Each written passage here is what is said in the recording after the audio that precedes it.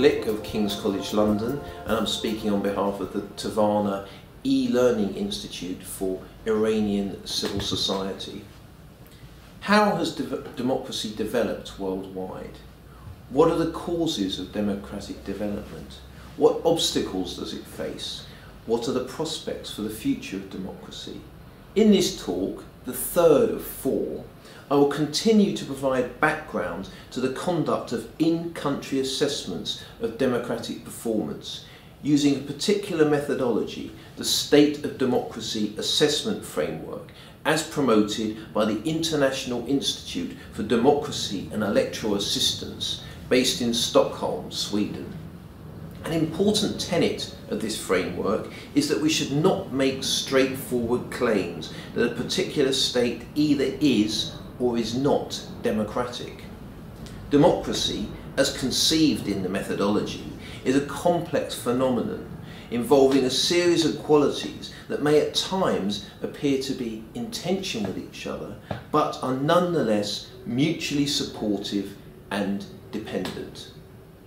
As we have discussed previously, an important example of this sometimes challenging linkage involves the cohabitation under the democratic umbrella of the idea of sometimes making decisions by majority alongside the insulation of principles such as the rule of law from populist assault.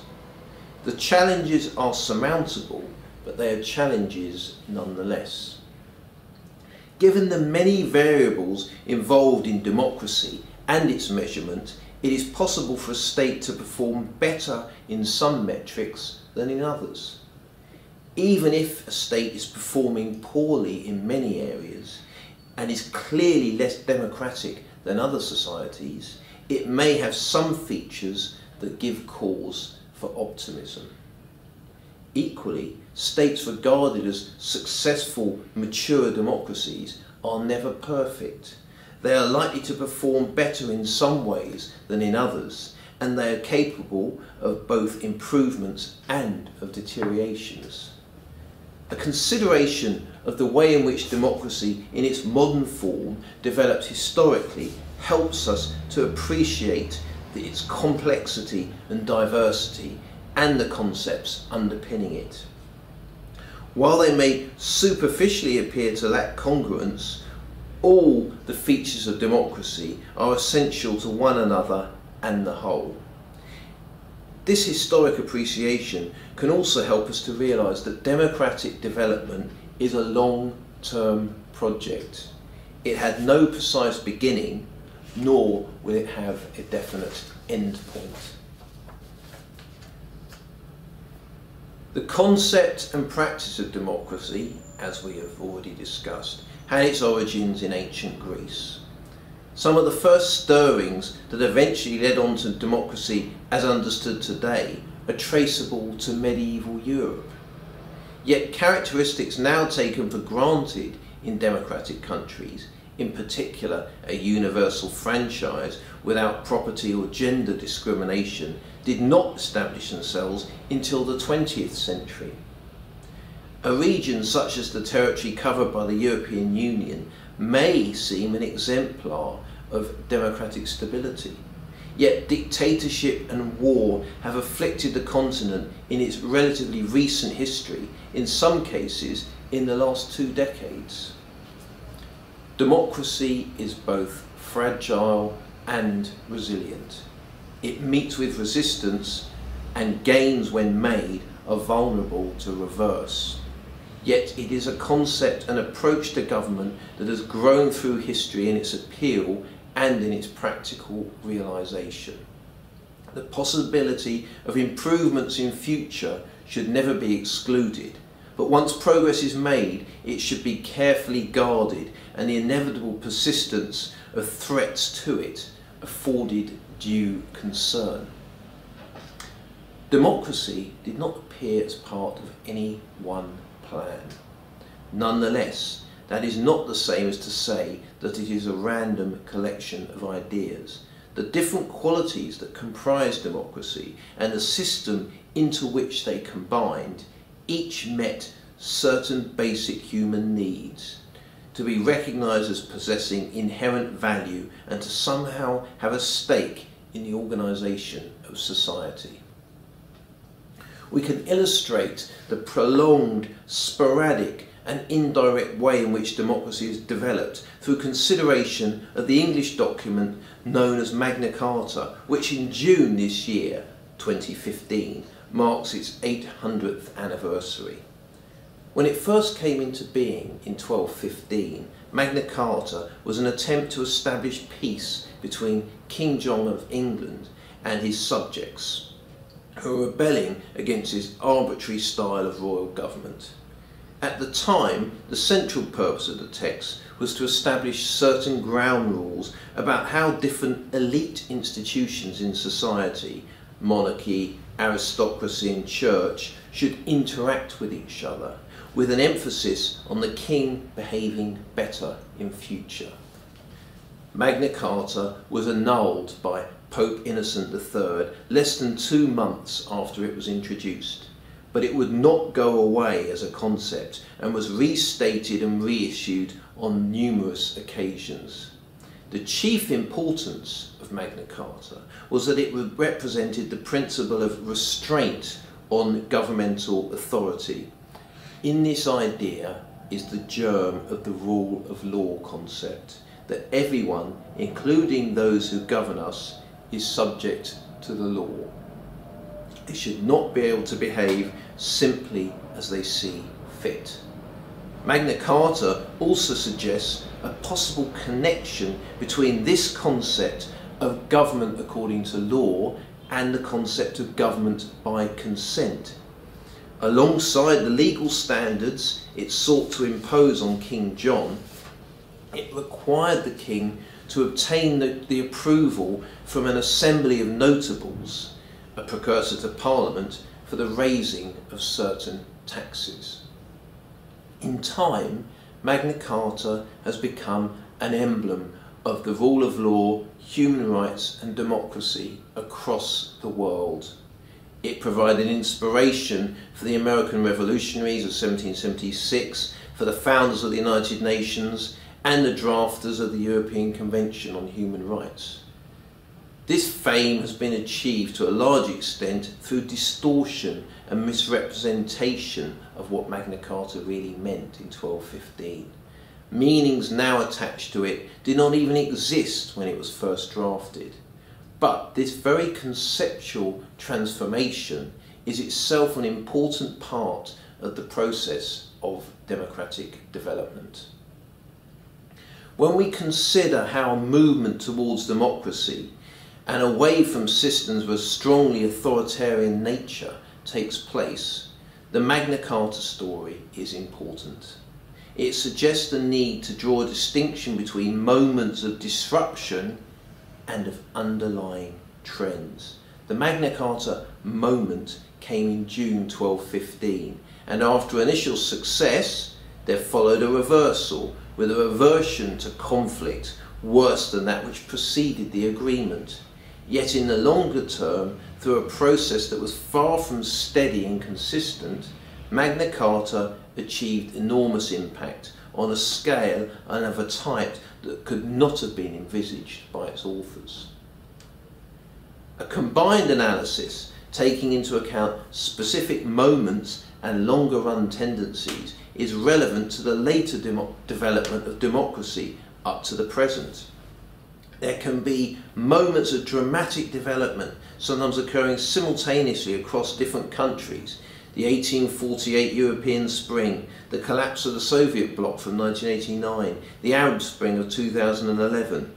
But they often turn out to be the precursor to difficult, prolonged periods in which the development or embedding of democratic values meets much resistance, and in which there is possibly even regression to authoritarianism or a movement towards a different but seriously and equally flawed system.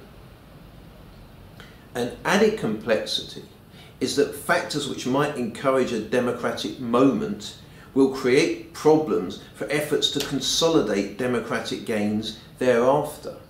For instance, if a crisis triggers protests leading to the removal of an authoritarian government, the administration that succeeds it will inherit the same difficulties that helped bring it to office. An illustration of this point comes in Russia in 1917. Disastrous involvement in the Great War prompted the collapse of the Tsarist system, but the provisional government that followed faced the same problems and was supplanted later in the year by a Bolshevik government that, though deploying democratic rhetoric, followed an authoritarian path.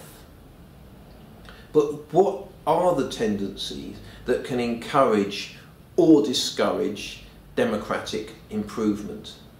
There are no simple answers here, and cause and effect, as is often the case in human affairs, can be difficult cleanly to distinguish.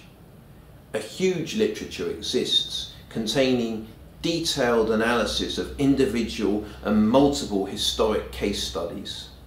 Often, definite consensus is absent among the scholars, but it is clearly vital that we consider the forces that are at play. The idea of economic development and growth figures prominently in accounts of democracy. One theory is that democracy is simply unattainable before a certain level of wealth is achieved in a society. Severe inequalities of wealth and high levels of impoverishment are also often regarded as inhibiting democratic improvement. Others emphasise a connection between market economics and democracy. In such accounts, the possession of private property by a significant portion of the population can be important, since it supports their independence from an otherwise dominant government. Some point to a connection between a market economy and the rule of law, since business confidence must rest to some extent on the expectation that public authorities will not intervene arbitrarily in commercial transactions to suit their own ends. The view that this brand of economic system is a necessary and perhaps inevitable route to democratic development has enjoyed support. However, the extent to which market economics support the rule of law, or the other way round, is open to debate.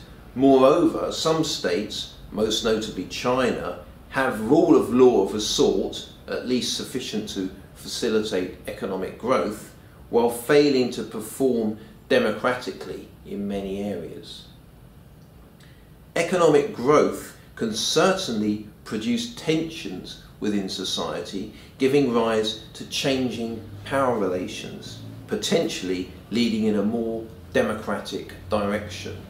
The emergence of a middle class, though the precise definition of this category varies, is often central to theories of democratic progress.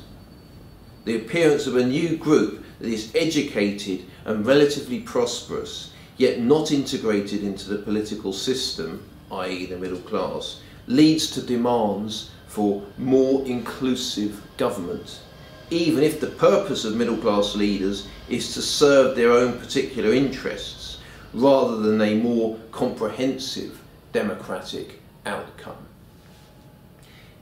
In other theories, a group further down the social hierarchy, the working classes, are vital, and it is their political organisation, some hold, that produces the expansion of the political system to encompass the widest possible degree of participation.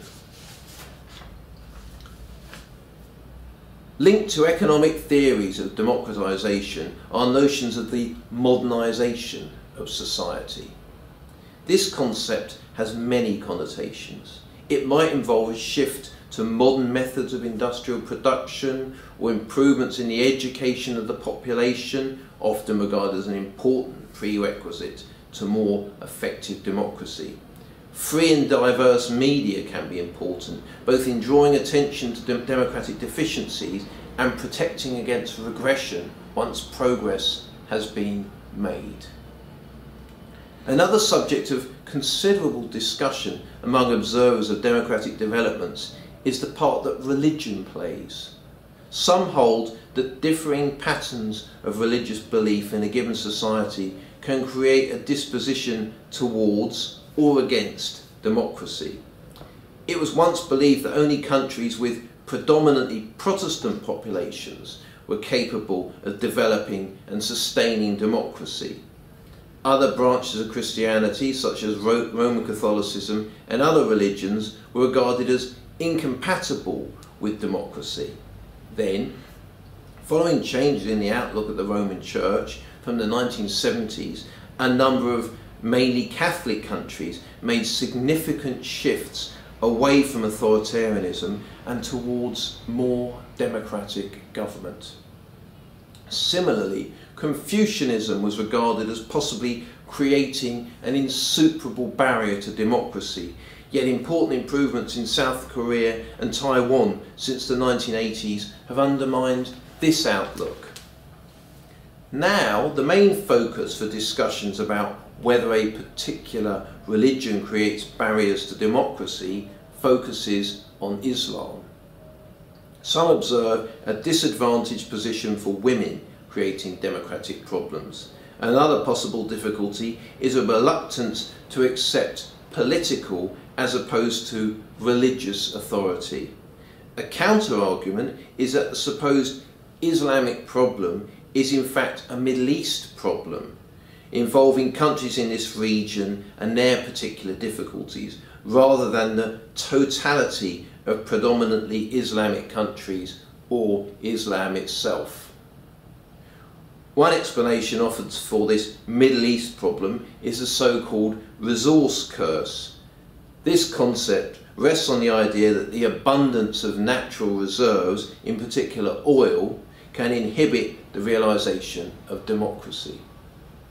Perhaps Islam can modify, as Catholicism has done, or become less of a dominant concern in the countries where it is the prevalent religion, as it has been at points in the past. Another way of conceiving the relationship between religion and democracy may not be to focus on the particular characteristics and proclivities of any given faith, but to consider the extent to which the realms of religious belief and government have been separated from each other, whether formally or informally. An important democratic indicator is the extent to which individuals are entitled to their own religious beliefs, or lack of them altogether, and that a particular version of religion is not imposed upon the public by official authorities. Some states, such as France and the United States, have, through their constitutions, formally separated the religious and governmental spheres, a concept known as secularism. Other states, such as the United Kingdom, still contain formal provision for particular favoured religious outlooks, but in practice operate, generally speaking, in a secular fashion. There are, of course, clearly anti-democratic varieties of government with a secular flavour, such as that pursued under Saddam Hussein in Iraq or in various communist states. In a number of societies, the armed forces can become a democratic detriment if they become a political actor in their own right, outside the control of civilian authorities. In some instances, such as Spain under General Franco from the 1930s through to the 1970s, a brutal regime under military leadership can supplant a more democratic system and dominate a country for a sustained period. In other cases, the military can remain a lurking presence both in and out of office. Even if a military figure is not directly the head of government at a given time, the military can exert a powerful influence and, where necessary, intervene to remove an administration and take control for itself. Such power seizures can form part of a cycle of democratic dysfunction, with shifts between different forms of inadequate government. In such states, at times, the choice seems to be between military dictatorship or another system equally problematic in its own way, such as corrupt civilian regime, or a slide into religious oppression, or even a collapse into civil conflict. These kind of bleak scenarios have played out in countries such as Turkey, Pakistan, Thailand, in Latin America and Nigeria. Nonetheless, there are examples, including in Southern Europe, of successes in integrating a previously problematically assertive military into democratic arrangements and democratic control. A military that has absorbed the values of democracy can be an important ally for it. Important to the propensity of any country to become more democratic in future is its past development to date. As we have seen, the development of democracy has been a prolonged and painful process. A region such as that covered by the European Union may seem to be a home for stable democracy today, but the journey towards this position was slow and difficult and involved many setbacks. It may be that a long process of adjustment is necessary to develop a democratic culture, and that a country that has not passed through this process will find it difficult to switch instantly to more democratic practices. Here, the distinction between the democratic moment, such as the occurrence of mass protests, and what comes after is important once again. However, there is also a more optimistic way of viewing democracy in its historical sweep. No defeat is final. Any effort to add to the democratic legacy of a country is of value. Even the adoption of pseudo-democratic arrangements, such as manipulated elections or fraudulent constitutions, can create precedents for the future and encourage a taste for the real thing. Countries that have experienced a more democratic system once seem to have a greater chance of successfully re-establishing it in the future. The Weimar Republic that operated in Germany from the end of the First World War until Adolf Hitler came to power in 1933 is often viewed simply as a doomed experiment and a prelude to the vicious National Socialist regime of Hitler. Yet, after the Second World War, West Germany adopted a new constitution incorporating some of the values of Weimar, as well as learning lessons from what had gone wrong. This constitution, now applying to the whole of Germany since the incorporation of East Germany, is widely regarded as a democratic success. The democratic inventory of a country accumulates historically. Setbacks can suppress but not expunge past progress. And the act of carrying out and disseminating a democratic assessment of the sort we're talking about in these talks is itself an addition to the continuously growing positive democratic ledger. The democratic development of a given state does not take place in a vacuum. Countries are influenced by and exercise influence upon others.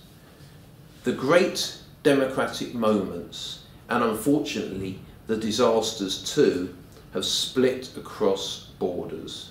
This fact lends force to the idea that democracy is universal, both as an idea and as an approach to social organisation. Reflecting this tendency towards international democratic synergy, theorists of democratic development identify certain historical phases of democratic development and regression.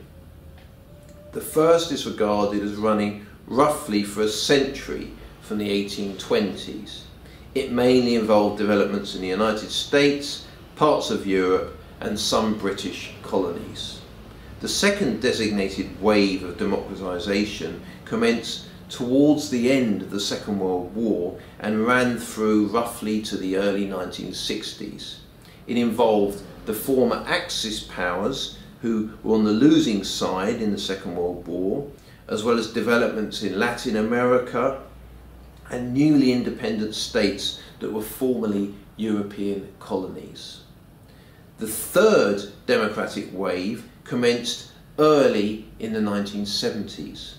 First it impacted in southern Europe before spreading to Central and South America in the 1970s and 1980s. It then reached Asia.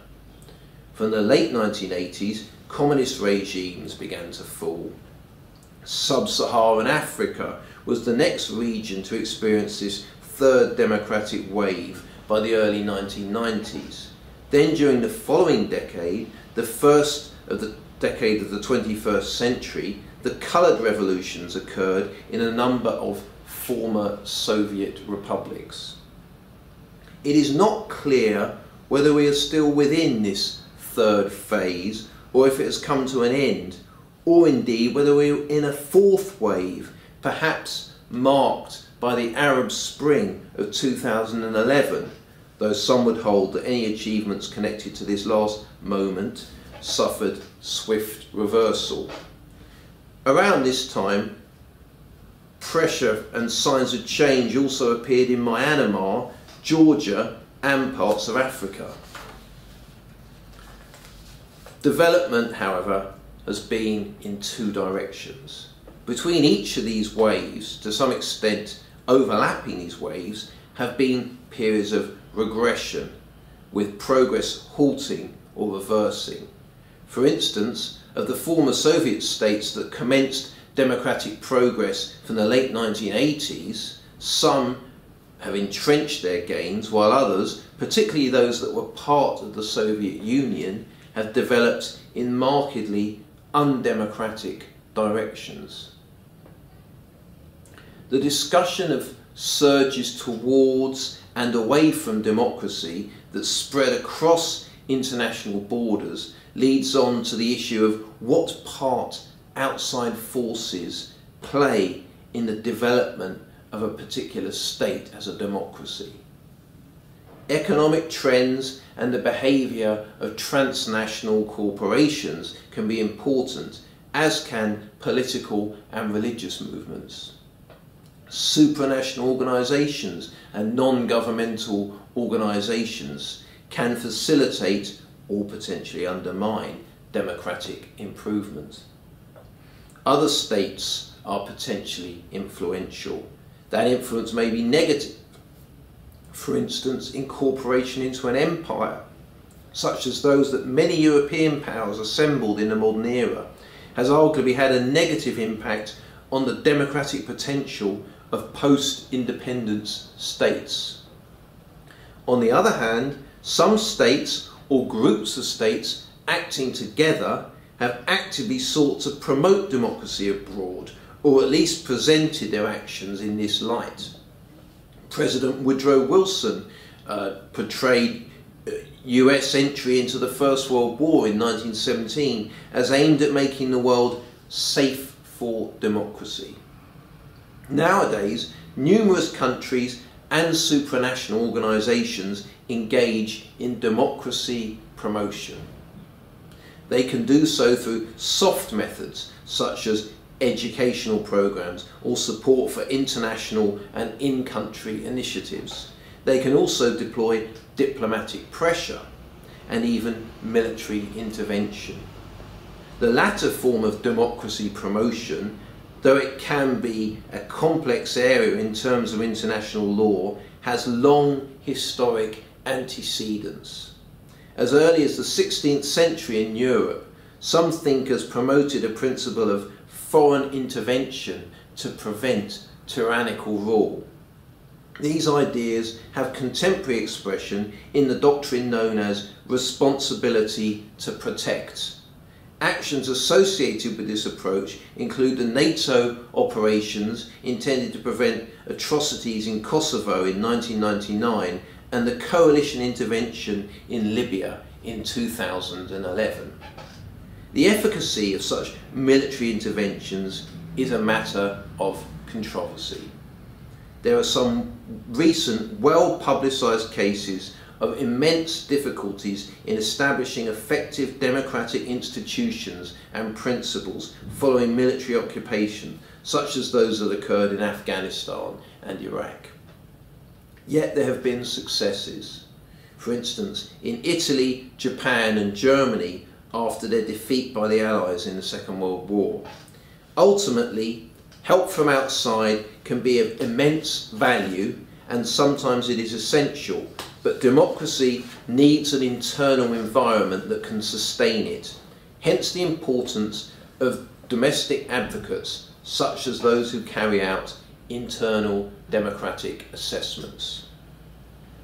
Looking forward, there is much interest in the potential of digital communications technology as a means of promoting democratic ideas and organising to achieve those democratic ideas. The internet, to use a general term, is less than half a century old, and its expansion into mass global use following the invention of the World Wide Web began little more than 2 decades ago. Services such as Twitter and Facebook are credited by some with crucial roles in facilitating mass protest movements, including against authoritarian rule in the Middle East. Others question the extent of the impact of these innovations and their potential to deliver lasting change, and argue that they can as easily serve anti-democratic purposes. However, it is fair to say that there is broad agreement that these technological developments matter and can potentially assist democracy. Moreover, there is evidence to support the view that new media can help trigger immense social upheaval, including in a democratic direction. The introduction of the printing press to Europe, and by extension America, from the 15th century played a part in momentous religious and political changes from which some of the key features of democracy eventually emerged. The internet remains relatively new, and the precise impact it will have in future is unpredictable, but it will surely continue to make a difference. The discussion so far of how democratic enhancement can take place and be prevented or reversed is intended to encourage realism but not defeatism. The many theories considered between them cannot fully account for certain counterintuitive success stories. One such success story can be found in India. Since independence for the British Empire in 1947, it has conformed to democratic standards to an impressive extent. While facing a variety of challenges and not an exemplar in every area, only for a short spell in the mid-1970s has there been a serious suspension of basic democratic rules in India. This achievement has taken place despite features that in certain accounts might create an environment resistant to democratic progress. They include a past as a component of a colonial empire, an exceptionally large population, ethnic and religious diversity, a low level of economic development, and significant socio-economic deprivation. Yet, India has confounded any projections that might be made using these forms of analysis. Another, more recent democratic overachiever is Indonesia. Once again, there would be numerous reasons, if we accept conventional analysis, for doubting the ability of Indonesia to perform democratically. It is a former Dutch colony, gaining independence in 1949. The population is predominantly Islamic. It is territorially diffuse. It has a vast population and uses a presidential system of government. Each of these characteristics is identified by some as a potential problem.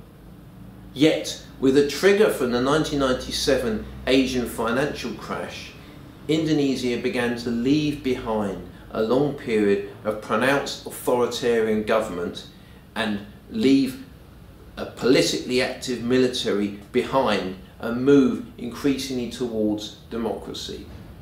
The achievements in Indonesia were unexpected and should provide hope for those in other parts of the world who want to achieve radical democratic transformation. It should not be assumed that they will replicate such success immediately, however. But people who support democracy should be aware that their efforts to stimulate the development of conditions conducive to advancing and sustaining democracy are worthwhile. When a democratic moment comes, however it comes, there will then be more chance of capitalising upon it. Thank you.